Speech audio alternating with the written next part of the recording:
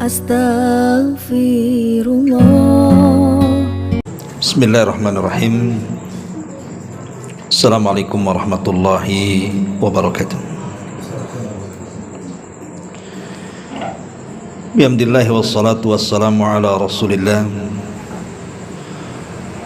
wa ala alihi wa sahbihi wa mawalah wa la hawla wa la quwata illa billahi wa ba'du. Alhamdulillah, segala puja dan puji hanya milik Allah subhanahu wa ta'ala. Salawat dan juga salam kita hadiahkan kepada Rasul kita Nabi besar Muhammad sallallahu alaihi wa ala alihi wasallam. Ma'asyiral muslimin wal muslimat yang dimuliakan Allah subhanahu wa ta'ala, alhamdulillah di malam hari ini setelah sekian bulan kita tidak mengadakan kajian di tempat ini karena juga terhalang dengan Ramadan.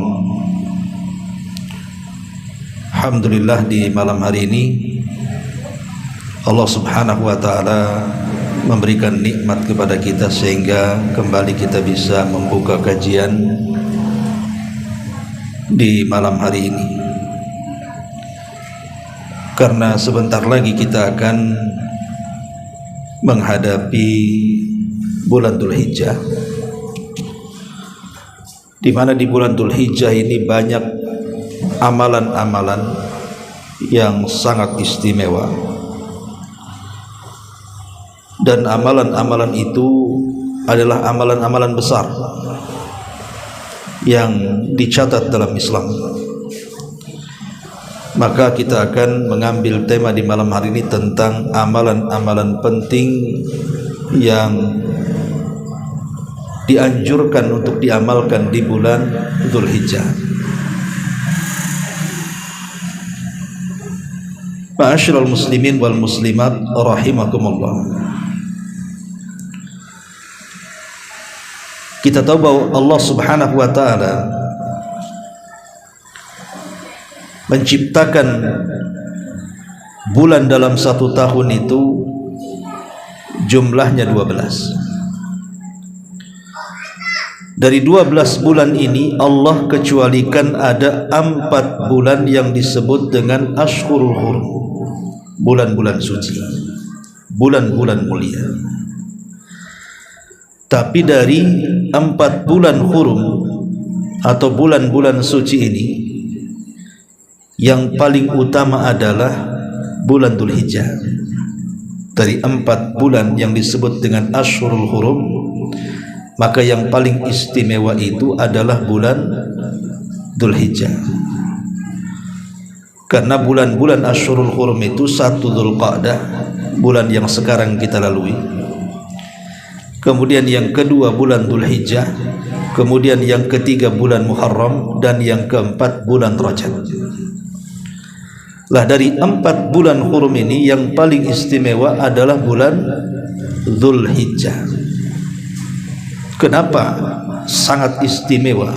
Inilah yang kita akan bahas. Apa penyebabnya? Ma'asyiral muslimin yang dimuliakan Allah subhanahu wa ta'ala, pertama, Allah subhanahu wa ta'ala menyebutkan di dalam Al-Quranul Karim bahwa bulan Dzulhijjah adalah bulan yang disyariatkan di dalamnya untuk memperbanyak zikir. Jadi bulan Dzulhijjah adalah bulan di mana ada hari-hari dalam bulan Dzulhijjah itu disyariatkan memperbanyak zikir kepada Allah subhanahu wa ta'ala, dan itu diisyaratkan dalam surah Al-Hajj ayat 28. Allah subhanahu wa ta'ala berfirman, liyashhadu manafi'a lahum wa yadhkuru ismallah fi ayyamin ma'lumat ala ma razaqahum min bahimatil an'am liyashhadu manafi'a lahum, agar mereka menyaksikan hal-hal yang bermanfaat bagi mereka, wa yadhkuru smallah, dan agar mereka banyak berzikir kepada Allah fi ayyamin ma'lumah, pada hari-hari yang sudah diketahui. Sebagian ahli tafsir mengatakan yang dimaksud hari-hari yang diketahui dalam surah Al-Hajj ayat 28 ay ashir dzil hijjati wa thalathatu ayyamin ba'da, ashiru dzil hijjati wa thalathatu ayyamin ba'da, maksudnya adalah 10 awal bulan Dzulhijjah dan 3 hari setelahnya. Jadi tanggal 1 Dzulhijjah sampai tanggal 10 ditambah 3 hari setelahnya yang disebut dengan hari-hari tasyrik. Itulah yang disebut ayyam ma'lumat, yang disyariatkan di dalamnya memperbanyak zikir. Karena kalau kita sudah masuk di bulan Dzulhijjah tanggal 1, itu sudah disunnahkan untuk takbir, untuk bertakbir. Ini yang pertama.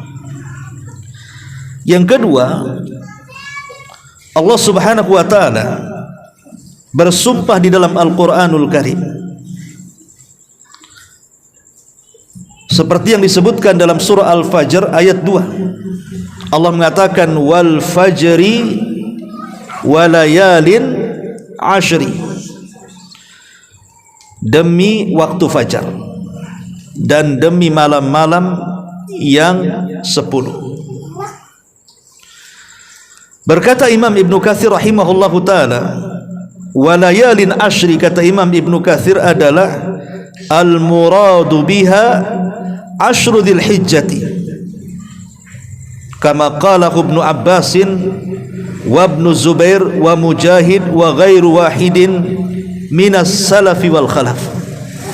Kata Imam Ibnu Katsir, yang dimaksud layalin ashar dalam surah Al-Fajr maksudnya malam-malam 10 itu, maksudnya adalah 10 awal bulan Dzulhijjah. Dan ini pendapat Ibnu Abbas, pendapat Ibnu Zubair, pendapat Mujahid dan yang lainnya, baik dari ulama salaf ataupun ulama kontemporer. Sering saya daripada sumpah dalam Quran. Kenapa Allah Subhanahu wa ta'ala banyak bersumpah dalam Quran? Apa makna atau fungsi sumpah Allah dalam Quran itu? Kenapa Allah bersumpah dengan makhluknya? Ulama mengatakan bahwa tidaklah Allah bersumpah dengan makhluknya kecuali makhluk itu memiliki keistimewaan. Karena banyak makhluk yang diciptakan oleh Allah tidak semua dijadikan sumpah. Hanya beberapa makhluk saja yang Allah jadikan sumpah, dan itu makhluk-makhluk pilihan. Maka kaidahnya adalah apapun dari makhluk yang Allah ciptakan yang Allah jadikan sumpah, menunjukkan makhluk itu memiliki keistimewaan. Ketika Allah bersumpah dengan hari-hari di 10 awal bulan Dzulhijjah, karena 10 awal bulan Dzulhijjah ini memiliki keistimewaan di hadapan Allah, sebab itu Allah jadikan sumpah. Ini yang kedua. Kemudian yang ketiga, bahwa hari-hari di 10 awal bulan Dzulhijjah itu seafdal-afdalnya hari dalam satu dunia.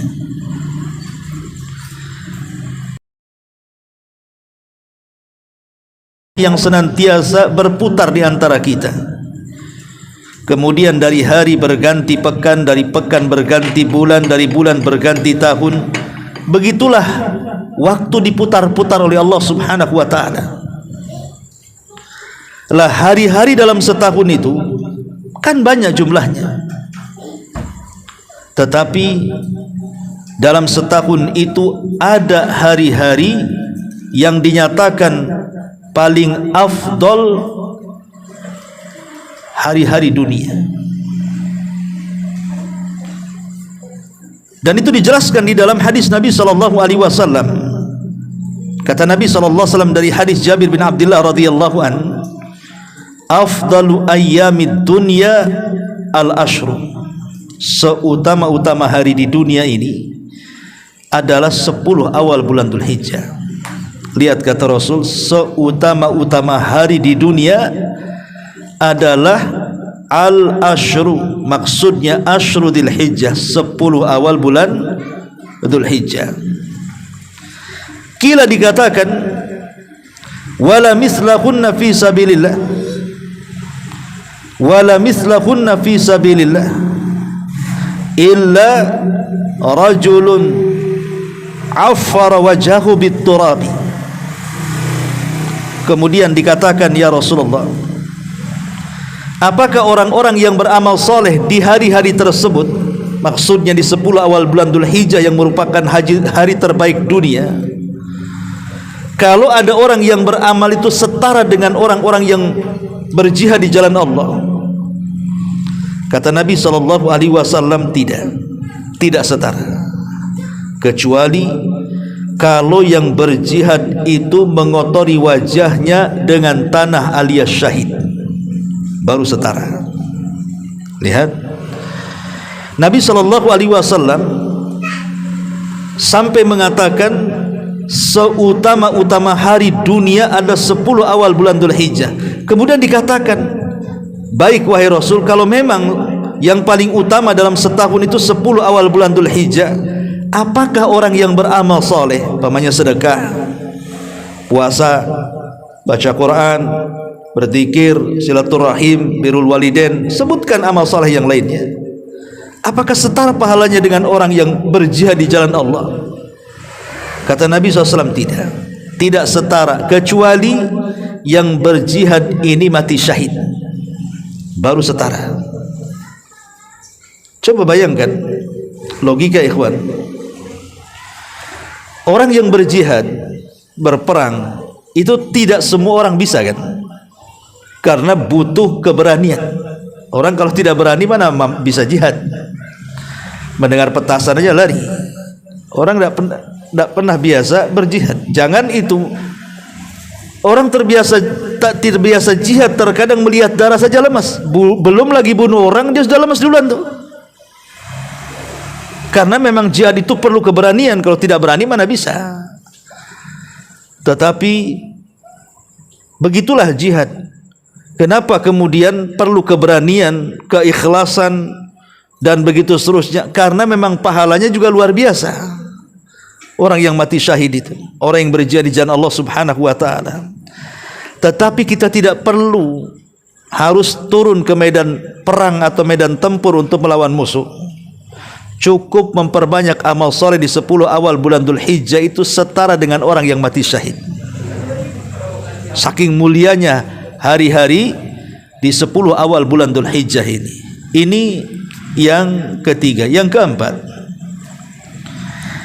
anna fil ashri min syahri Dzulhijjati yauma Arafah, bahwa di 10 awal bulan Dzulhijjah itu ada hari yang disebut dengan hari Arafah. Hari Arafah. Dalam hadis Aisyah Ummul Mukminin radhiyallahu anha, Nabi sallallahu alaihi wasallam bersabda, "Ma min yaumin aktsar min an yu'tiqallahu fihi 'abdan min an ya'tiqallahu fihi 'abdan minan nar min yaumi Arafah wa innahu la yadnu thumma yubahi bihimul malaika fayaqulu ma arada haula." Tidak ada satupun hari, kata Rasul, di mana dalam satu hari itu Allah banyak memerdekakan hambanya dari api neraka, kecuali hari Arafah.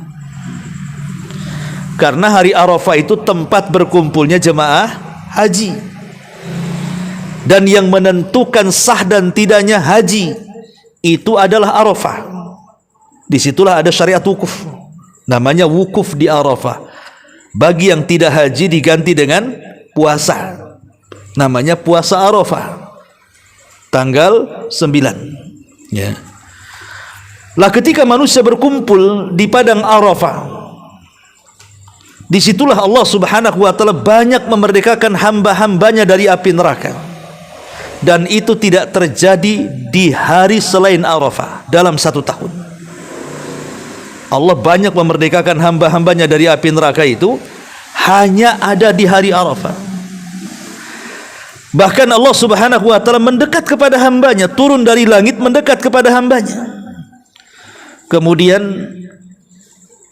Allah Subhanahu wa ta'ala membanggakan para malaikatnya dan mengatakan, ma arada haula, wahai para malaikat, apa yang mereka kehendaki? Maksudnya kenapa jemaah haji itu sampai ke sini? Apa yang mereka kehendaki?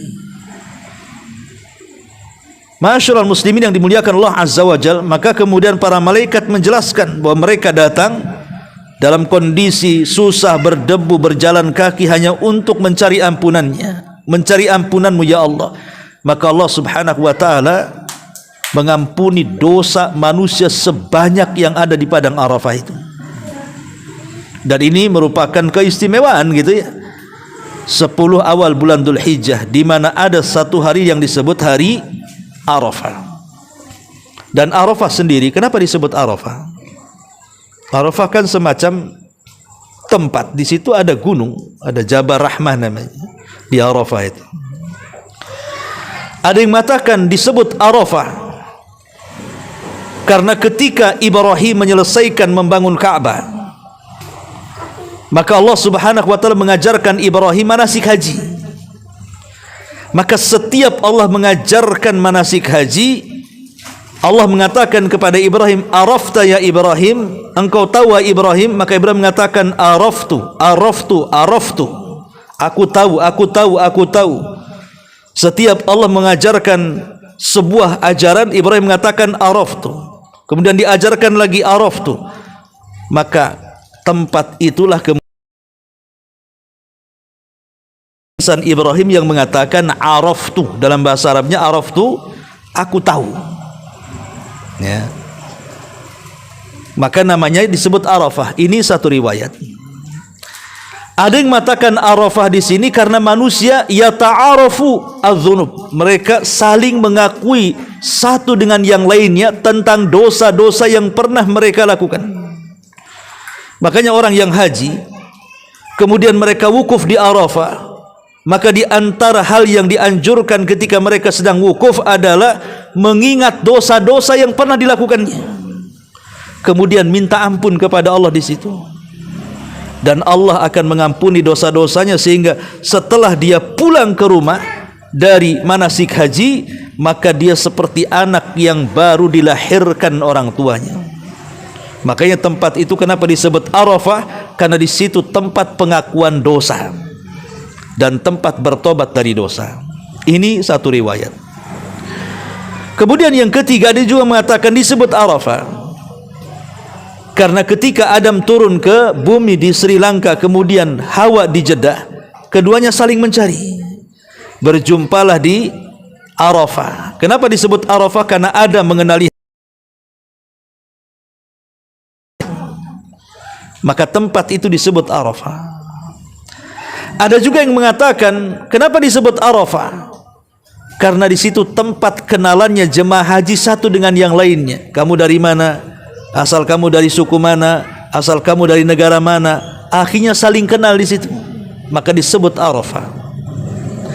Terlepas dari kenapa kemudian Arafah disebut Arafah dengan berbagai macam versi para ulama, tapi yang jelas bahwa hari Arafah adalah hari di mana Allah banyak memerdekakan hambanya dari api neraka, dan ini menunjukkan keajaiban bulan Dzulhijjah. Ini yang keempat. Yang kelima, bahwa anna fil ashri min syahri Dzulhijjah yauman nahri. Ingat, di 10 awal bulan Dzulhijjah itu ada hari yang disebut yaumun nahri, hari penyembelihan kurban. Dan itu tidak ada di hari-hari yang lainnya. Kurban itu hanya ada di bulan Dzulhijjah. Itu pun waktunya hanya 4 hari saja. Dalam setahun itu kurban itu hanya dibatasi 4 hari, dimulai tanggal 10, 11, 12, 13. Setelah itu tidak ada kurban lagi, dan itu terjadi di bulan Dzulhijjah. Nabi SAW bersabda, a'zamul ayyami indallahi yaumun nahri, seutama-utama hari di sisi Allah adalah hari ketika kamu menyembelih kurban. Thumma yaumul qar, thumma yaumul qar artinya hari kedua setelah hari korban, disebut hari qar, ya. Dari sini kita tahu Nabi SAW sampai mengatakan a'zamul ayyam, seagung-agungnya hari. Artinya apa? Ini bukan hari biasa, karena Rasul yang mengatakan seagung-agungnya hari di sisi Allah Subhanahu wa taala adalah hari ketika kita melakukan penyembelihan. Itu hari yang paling agung tuh. Maka siapapun yang Allah berikan kemampuan rizki untuk berkurban.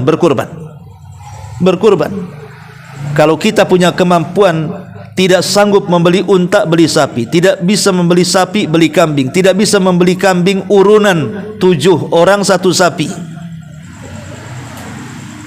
Jadi masih ada kesempatan. Karena orang yang sanggup berkurban kemudian tidak berkurban diusir dari masjid di zaman Nabi. Kata Nabi SAW,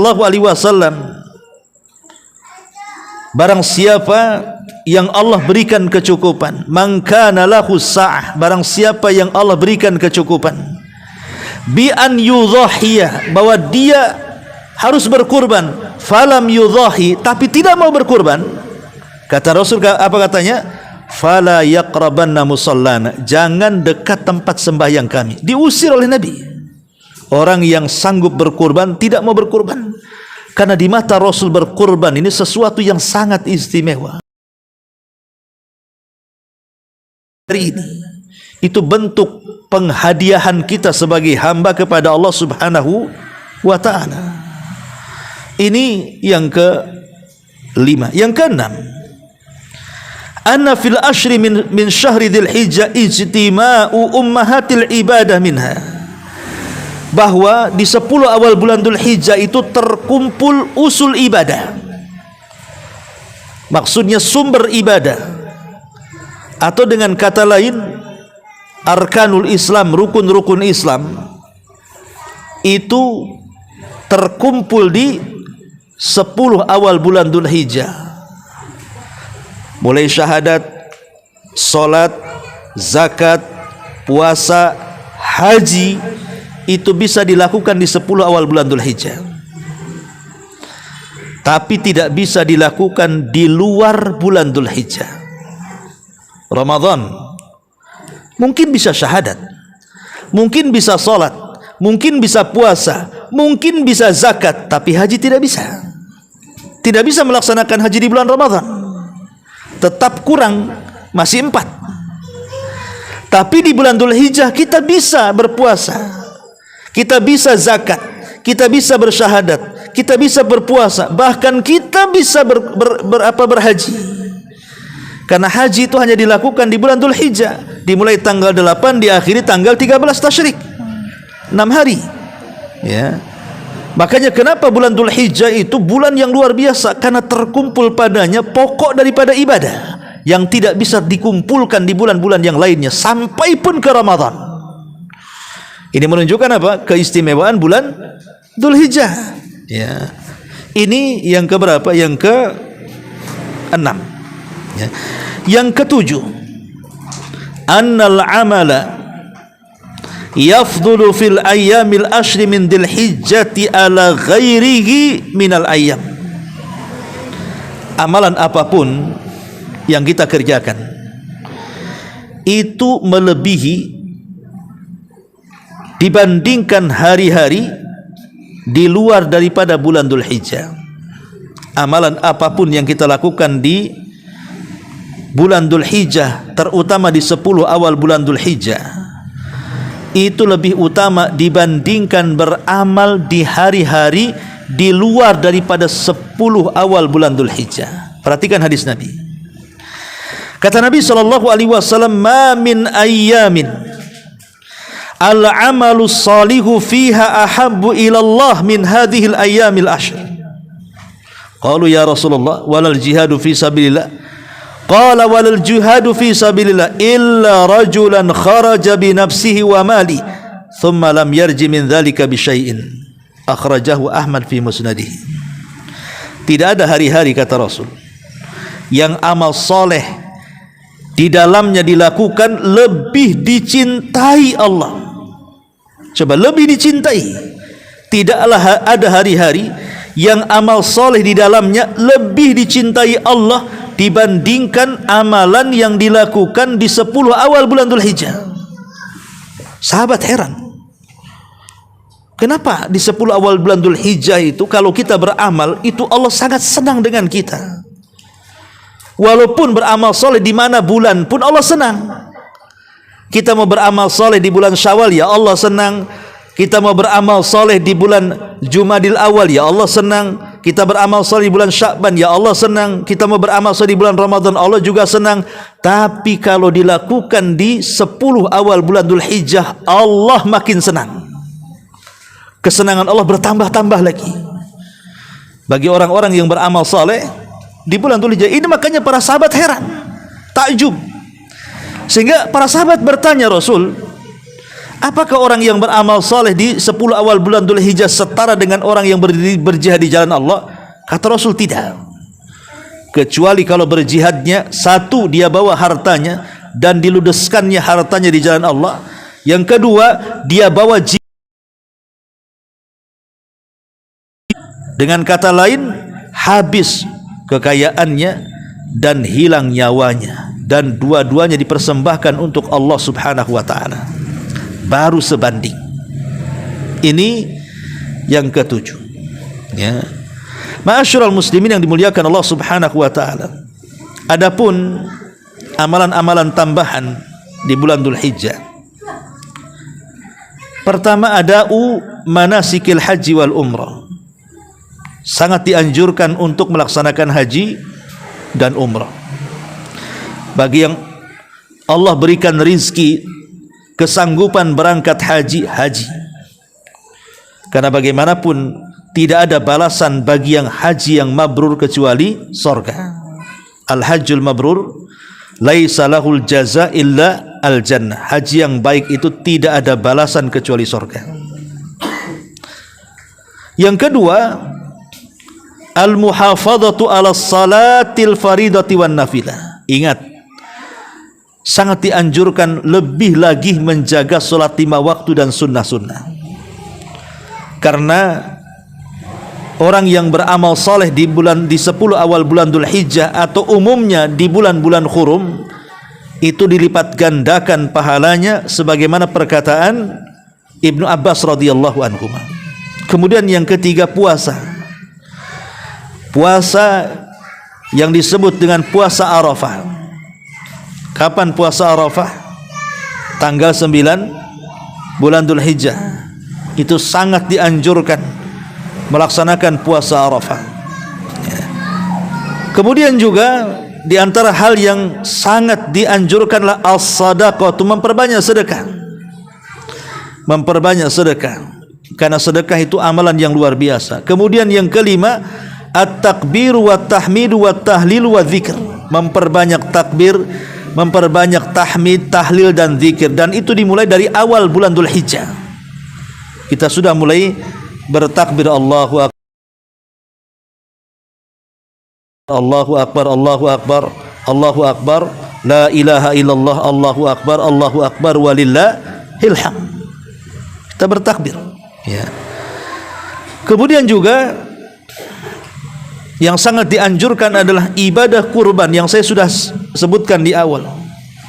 Ibadah yang sangat istimewa, ibadah yang merupakan hadiah kita kepada Allah Subhanahu wa ta'ala, dan juga memperbanyak istighfar, tobat kepada Allah Subhanahu wa ta'ala. Kemudian memperbanyak qiraatul Quran, membaca Al-Quran, dan bersilaturahim, ya, dan amal-amal yang lainnya yang sangat-sangat dianjurkan dilakukan di 10 awal bulan Dzulhijjah. Adapun yang paling fokus apabila menyebut kalimat Dzul Hijjah selain daripada ibadah haji adalah ibadah kurban. Maka masih ada waktu kan dari sekarang ke 10 awal bulan Dzul Hijjah, terutama hari kurban Yaumun Nahar itu tanggal 10 Dzul Hijjah kan masih adalah 1 bulan dari sekarang kan. Artinya masih berkesempatan untuk menabung supaya kita bisa berkurban minimalnya setahun sekali. Kenapa? Karena 5 perkara.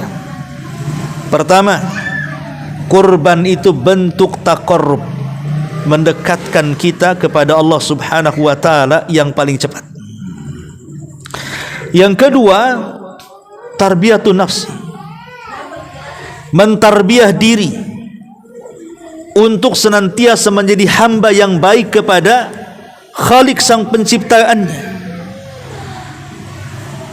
Karena berkurban itu kan menghilangkan kekikiran, menghilangkan dengki karena dia harus berbagi, ya, menghilangkan hasad dan begitu seterusnya. Kemudian yang ketiga, izharut tauhid lillah. Kurban itu menampakkan tauhid kepada Allah. Karena kita sedang menyembelih, untuk siapa menyembelih ini? Untuk Allah, bukan untuk yang lainnya. Kemudian yang keempat, tausiatu ala nafsi wal ahli wal fuqara wa ghairi dzalik.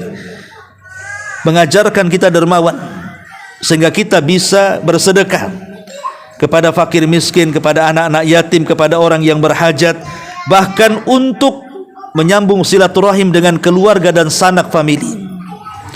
Dan yang terakhir tentunya idharus syukri nikmatillahi azza wajal, untuk menampakkan rasa syukur akan nikmat yang Allah anugerahkan kepada kita. Apa bentuk nikmatnya? Allah sudah tundukkan binatang kepada kita. Dengan tunduknya kambing kepada kita, kita bisa makan daging kambing. Dengan tunduknya ayam kepada kita, kita bisa makan opor ayam. Dengan ditundukkannya ikan, kita bisa beli ikan bakar dan kita bisa memakannya. Coba bayangkan kalau binatang-binatang itu tidak bisa kita tundukkan. Jangankan kambing, satu angsa saja yang suka ngejar-ngejar kita, kita ada ketakutan tuh. Gimana kalau semua binatang ngejar kita dan menyakiti kita? Mungkin kita tidak mau satu planet dengan binatang. Tapi semua Allah tundukkan kepada kita sehingga kita bisa memakan binatang-binatang tersebut. Lah bentuk syukurnya Allah hanya minta satu, kurban. Itu Allah hanya minta kurban saja. Ma'asyiral muslimin yang dimuliakan Allah Azza wa Jalla, di sana ada syariat salat Id dan banyak lagi. Ya, intinya bahwa karena bulan Dzul Hijjah juga sama dengan Dzulqa'dah dan sama dengan Muharram adalah bulan hurum, maka 2 perkara yang harus diingatkan. Pertama, bulan-bulan hurum adalah mawasimul khair. Dia adalah musim-musim kebaikan. Maka perbanyaklah kebaikan dari sekarang.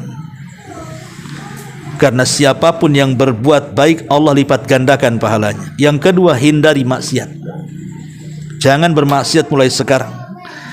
Jauhi maksiat, karena orang yang melakukan kemaksiatan di bulan-bulan hurum, kata Qatadah ibn Di'amah, dosanya akan dilipat gandakan. Makanya Allah ketika mengatakan dalam surah At-Taubah 36, ketika menyebutkan tentang bulan-bulan hurum, Allah akhiri ayatnya, fala tadlimu fihinna anfusakum. Jangan kalian berbuat zalim di 4 bulan hurum tersebut. Kenapa?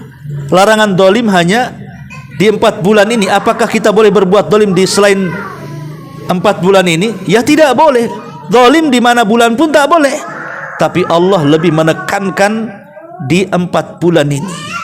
Kenapa? Karena berbeda dosanya. Kita berbuat zalim di bulan Syawal, kita berbuat zalim di bulan Sya'ban, kita berbuat zalim di bulan Jumadil Awal dan Akhir, kita berbuat zalim di bulan-bulan yang lainnya selain Asyurul Hurum, ya berdosa. Tapi kalau kita lakukan di Asyurul Hurum, dosanya dilipat gandakan. Inilah yang harus dipahami tentang keistimewaan bulan Dzul Hijjah. Wallahu a'lam bishawab. Mudah-mudahan ada manfaatnya. Subhanakallahumma bihamdika asyhadu an la ilaha illa anta astaghfiruka wa atubu ilaik. Allahu taala alam. Assalamualaikum warahmatullahi wabarakatuh.